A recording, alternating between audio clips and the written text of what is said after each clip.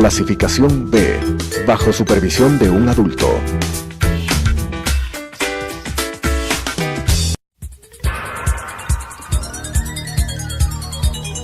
Las opiniones vertidas en este espacio por la producción y dirección del programa son de exclusiva responsabilidad de sus autores y de quienes intervienen en ellos.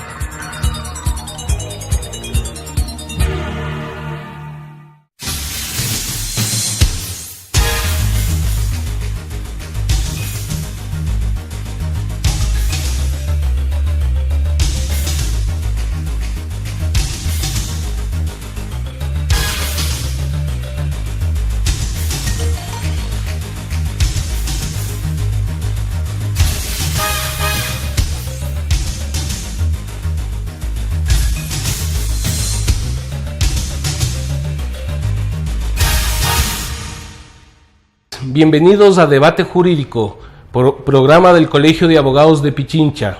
Semana a semana abordamos diferentes temas de interés no solo de los abogados, sino de la ciudadanía y de todos los ecuatorianos. Y consideramos que esta semana hay un tema que requiere el debate y la discusión, como es el asilo político. Para lo cual, indudablemente, el Colegio de Abogados de Pichincha ha invitado a una persona que conoce muchísimos de estos temas. Por eso queremos agradecerle al diplomático de carrera José Ayala Lazo, exministro de Relaciones Exteriores y el primer alto comisionado de las Naciones Unidas para los Derechos Humanos. Todos lo conocemos, sabemos su experticia, su seriedad en estos temas. Por eso queremos agradecerle una vez más de habernos aceptado esta invitación. A usted muchas gracias, doctor. Empecemos. Nosotros primero queremos que los ecuatorianos vayamos estableciendo diferencias. ¿Cuál es la diferencia entre asilo político y refugio? Yo creo que entre asilo político y refugio hay muy pocas diferencias. En definitiva, las convenciones interamericanas que rigen sobre la materia nos hablan más bien de asilo político y asilo diplomático. El asilo político podría asimilarse al llamado refugio. El asilo diplomático se lo concede generalmente en las misiones diplomáticas. Las convenciones hablan también de asilo diplomático en los barcos de guerra o naves aéreas de guerra del país asilante, pero en resumen es una institución interamericana, latinoamericana, del derecho internacional americano, que se concede sobre todo en misiones diplomáticas. El asilo territorial es más amplio. Se produce o se inicia cuando una persona ingresa al territorio de otro estado, al territorio geográfico, no diplomático de otro estado, y solicita entonces el reconocimiento como refugiado, cosa que el Ecuador conoce muy bien porque hemos sido objeto de solicitudes de refugio, especialmente de miles de ¿no? colombianos. Especialmente colombianos tenemos, no sé, una buena cantidad de... Me parece que hay algo así como 60,000 refugiados políticos colombianos reconocidos ya en esa condición. Por eso entonces la inquietud, el tema del asilo político que usted nos ha aclarado, ¿quién otorga? ¿Es el presidente de la República? ¿A quién le corresponde La política internacional generalmente en todos los países es dirigida por el presidente de la República, de modo que quien acepta u otorga el asilo es el presidente a nombre del país. Esto es lo que ha ocurrido, por ejemplo, en el caso del señor Assange, asilado diplomático en la Embajada del Ecuador en Londres.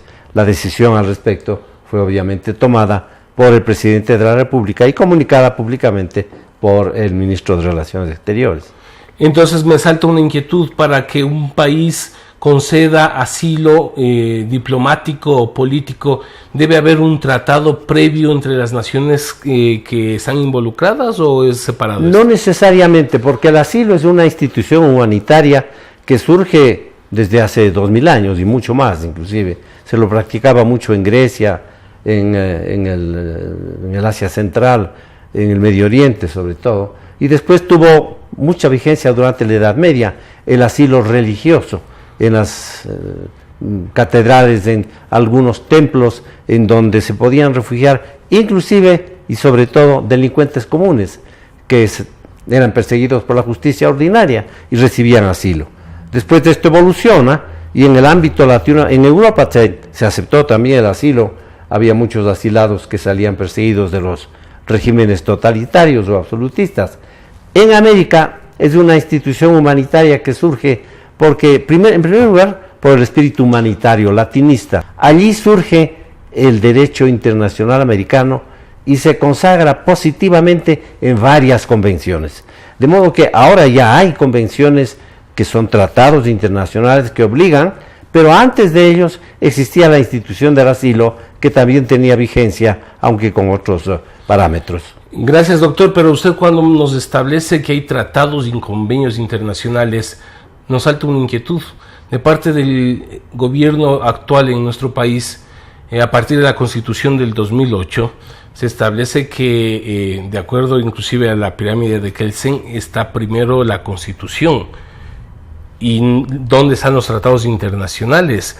Porque también a veces se repite varias veces que la soberanía, la Constitución, y hacemos a un lado los tratados internacionales, cuando creo que la humanidad en el planeta estamos para convivir entre pueblos.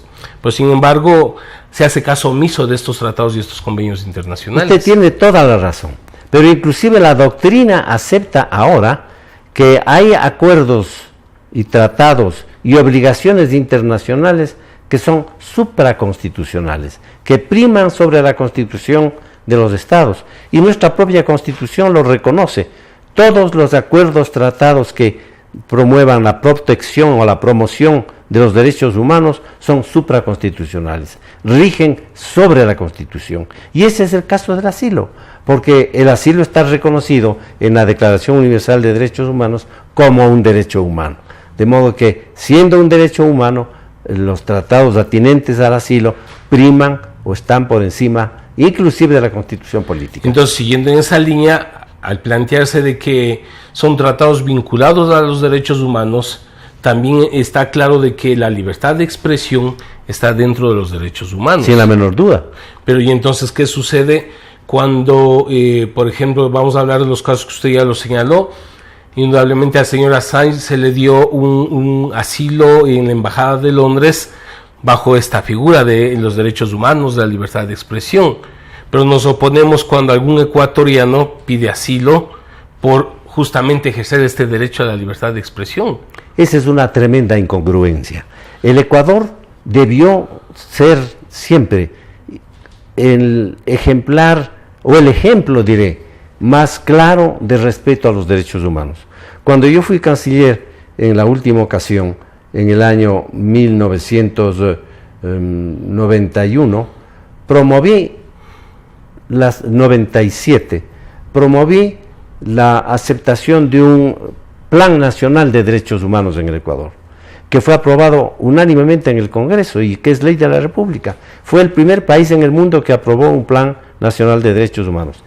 El Ecuador debió haber sido siempre respetuoso de ese plan y debió haber continuado ejecutándolo, porque de esa manera los países, uno, responden a su obligación de dar primacía a los derechos humanos. Esa es una primacía reconocida también en nuestra Constitución como el primer deber del Estado. Y en segundo lugar, ganan prestigio internacional y de esa manera pueden llegar a un estatus como por ejemplo el de Costa Rica, que siendo una república pequeña tiene una influencia desmesurada en relación con su tamaño geográfico.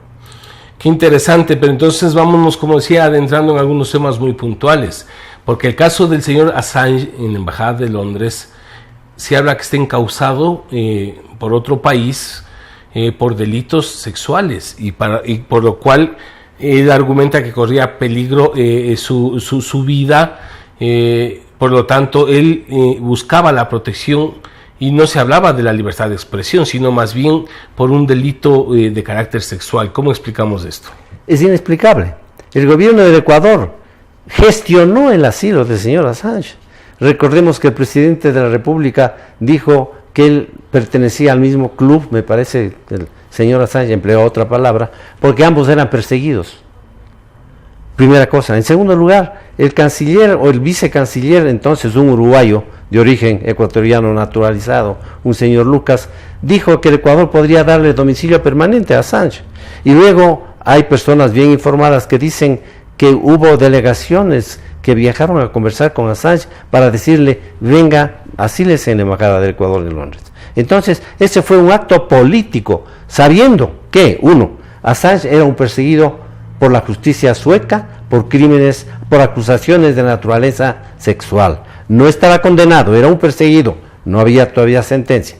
En segundo lugar, el fundamento que daba la Cancillería ecuatoriana es que existía un peligro para la vida de Assange, puesto que podría eventualmente ser extraditado a Estados Unidos, en donde se le podría eventualmente aplicar la pena de muerte, lo cual era un absurdo. Primero, porque Estados Unidos no lo perseguía jurídicamente, y en segundo lugar, porque según la doctrina de extradición europea, no se puede extraditar a una persona que pueda ser objeto de una condena a muerte. De modo que jamás habría podido ser extraditado Assange desde Suecia, la justicia sueca lo reclamaba, a Estados Unidos, porque Estados Unidos no lo perseguía y porque Suecia no lo habría entregado si su vida hubiese estado. Es decir, se convirtió más bien en un pretexto de carácter político. Político, totalmente. Definitivamente. Político. Porque ahí también se hablaba, si nos ayuda con su experiencia, que si desean que él salga para ser procesado por la justicia sueca, Londres debería haber entregado un salvoconducto que le permita movilizarse. ¿Cómo es eso? No, bueno, una vez concedido el asilo, y el Ecuador le concedió el asilo, aplicando las convenciones interamericanas sobre asilo, no reconocidas por Gran Bretaña, pero las convenciones le dan al Ecuador la facultad de decir si el asilado es político o es un perseguido por crímenes comunes. Como el Ecuador resolvió en función,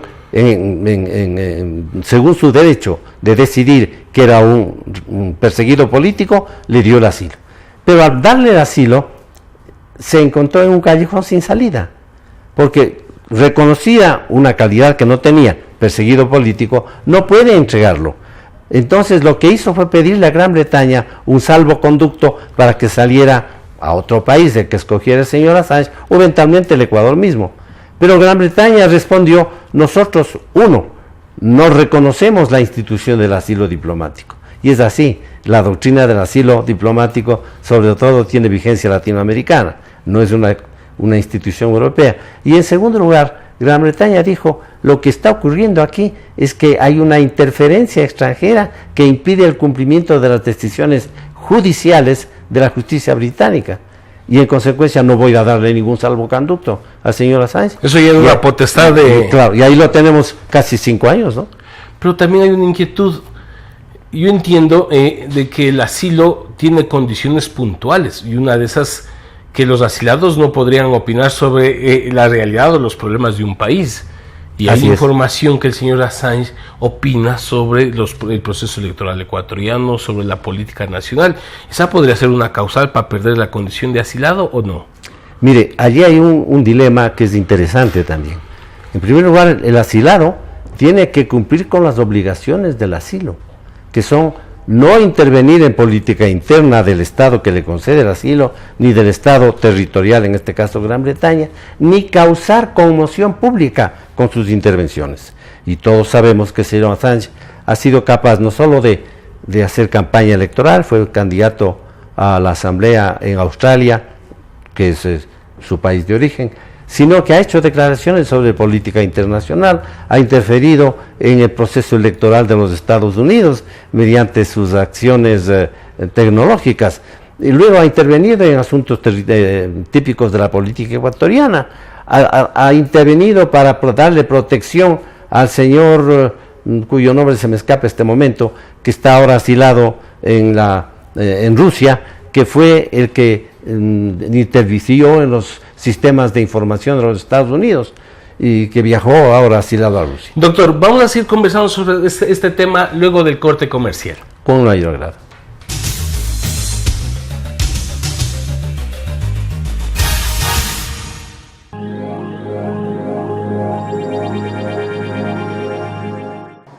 Adriana, cancélame todas las reuniones. No voy a ir a la oficina.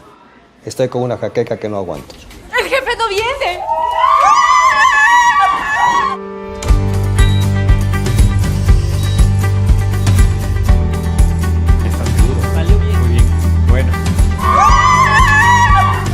Cuanto antes vayas a Ecuasanitas, más rápido te curas. La empresa de medicina prepagada que cuida de ti. Ecuasanitas. Es bueno estar sano.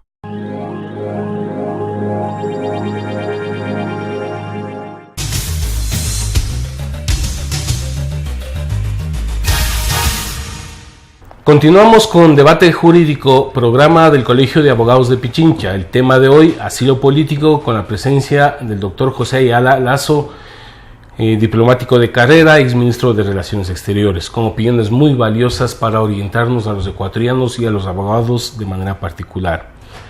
Doctor, entonces hemos analizado el caso de Assange, ¿no es cierto? Que es complicado. Hace política, opina sobre temas políticos y el Ecuador, me imagino, no solo que lo tolera ahí, sino que hay gastos que involucran la presencia del señor ahí, ¿o no? Debe haber gastos, pero no es eso lo más significativo. La embajada en Londres, yo la conozco, es una oficina, no es la residencia. Es una oficina relativamente pequeña, de modo que cuando el señor Assange fue recibido allí, alrededor de las 10 de la noche, cosa inusual en una oficina que generalmente atiende hasta las 6, 7 de la tarde, pero a las 10 de la noche hubo quien lo recibiera allí, fue necesario hacer trabajos para darle un dormitorio. Y como no había un baño privado, hubo que darle un baño privado, construir un baño privado. De modo que ha habido algunos gastos. Luego supongo que la manutención... Pero de fondo se está violentando las condiciones también del asilo. Es decir, no, se le está dando facilidades humanas, digamos, para que su permanencia allí no sea infrahumana. Él sigue teniendo en su condición de ser humano, asilado o no, derechos humanos. Por supuesto. Y estos derechos hay que respetar. Y ahí viene el dilema al que yo les aludía. Uno de los derechos humanos es la libertad de expresión. De modo que al señor Assange no se le puede privar del ejercicio de esta libertad. Pero las convenciones sobre asilo regulan ese derecho de la siguiente manera. Dicen, no podrá adoptar posiciones que afecten a la política de los dos estados, el asilante y el territorial, o que produzcan conmoción. Y el señor ha hecho todo lo que ha querido. Recordábamos hace unos minutos. Todo lo que ha querido, inclusive ha organizado fiestas, ha organizado reuniones políticas, ha hecho declaraciones que afectaban a la política interna del Ecuador. Es decir, ha tenido una libertad tan amplia y total que no se explica sino porque el gobierno ecuatoriano ha querido, en primer lugar, presentarse como un Quijote que lucha en favor de la claridad de los actos internacionales, y el señor Assange con su Wikileaks promovió la divulgación de documentos que afectaban a la política mundial, originados en el Departamento de Estado de los Estados Unidos. Entonces eso se ve como una contribución a la transparencia de la noticia internacional. Pero un Quijote de defensa de los derechos humanos en el exterior, porque en el Ecuador otra es la realidad. Vamos a referirnos, por ejemplo, y es de opinión pública, el señor Fernando Villavicencio, quien ha solicitado asilo en la República del Perú por persecución, y yo creo que los ecuatorianos, no lo digo yo, sino los ecuatorianos sabemos que es una persecución por las opiniones que ha dado sobre el tema de corrupción en nuestro país, y que muchas de las denuncias de Fernando Villavicencio lo vamos a ir viendo y lo estamos viendo en la vida diaria cuando se va destapando esto de los procesos de corrupción. ¿Cree que son razones suficientes para que el Perú le conceda asilo a Fernando Villavicencio? Por supuesto, yo creo que el caso del señor Villavicencio es uno de los casos más escandalosos de persecución política y de violación de los derechos humanos del señor Villavicencio. Basta ver la forma en que fueron incautados los documentos la primera vez que la policía ingresó, creo que a la 1 o 2 de la madrugada, en la casa del señor Villavicencio, en presencia de hijos pequeñitos, 2, 3 años de edad, de la señora que estaba en su dormitorio, a violentar el domicilio del señor Villavicencio en busca de documentos. Luego la forma en que el señor Villavicencio fue impedido de presentar su candidatura para la elección parlamentaria. Luego la forma en que las denuncias del señor Villavicencio han sido consideradas calumniosas, carentes de fundamento, y finalmente estamos viendo los ecuatorianos todos como todo cuanto ha dicho el señor Villavicencio va poco a poco correspondiendo, o mucho a mucho correspondiendo a la realidad de la corrupción. Cuando más bien debería esas denuncias llevarle al gobierno nacional a investigar, a la fiscalía. Bueno, si hay una denuncia de corrupción, investiguemos. Natural. No, más bien se acusa, por ejemplo, ahí yo decía, puede existir un doble discurso, tanto en el caso de Villavicencio y de Assange, porque se habla en los dos casos que usaron correos privados para denunciar casos de interés nacional o internacional. Así es. A Villavicencio se lo acusa precisamente de haber hackeado las cuentas de la presidencia y se lo persigue. Así en es. caso de Assange se lo acusa con sus temas. Se le premia por eso. Se le premia, ¿no es cierto? Es decir, se le da la silla, hay un pues. doble discurso en esto, cuando lo contrario debería ser, bueno, hay esas denuncias, investiguemos. ¿Qué le parece, mi doctor? Sí, como usted dice con toda razón, hay un doble discurso, hay una violación flagrante de los derechos humanos, de la libertad de expresión, de la libertad de pensamiento. Se ha logrado imponer después de 10 años de gobierno un temor generalizado en el pueblo ecuatoriano y con acciones directas en determinadas personas o elementos de la sociedad civil. Y ahora la gente piensa 2 veces antes de hablar, porque no sabe si el día siguiente su domicilio puede ser objeto de una investigación o sus cuentas fiscales examinadas para encontrar supuestas o presuntas violaciones a las leyes impositivas, etcétera, etcétera. Vivimos en un régimen bajo el cual las libertades han sido pisoteadas, un régimen que ha perseguido a quienes han denunciado incorrecciones, un régimen que no ha investigado las incorrecciones denunciadas y en definitiva un régimen que ha llegado a implantar el temor en la ciudadanía en general. Y por otro lado, el gobierno nacional establece que justamente estas peticiones de asilos como la de Villavicencio, de Emilio Palacios o Pablo Guerrero ensucian la imagen del gobierno defensor de los derechos humanos, que es toda una campaña para desprestigiar supuestamente a un gobierno que respeta los derechos humanos. Mire, yo he visto con asombro como el presidente habla de que es necesario evitar que se afecte a la honra de las personas como lo hace la oposición, y se olvida el gobierno de esa institución organizada, creada y manejada por el gobierno que se llaman las sabatinas en las que alguna persona investigó más de 550 insultos dirigidos a ciudadanos ecuatorianos. Se olvida el gobierno de la honra que representan para el país los miembros de la Comisión Anticorrupción por su trayectoria digna y leal con los principios de ética y derecho, y que ahora son condenados a prisión, y el presidente manifiesta que eso está muy bien hecho porque nadie está por encima de la ley.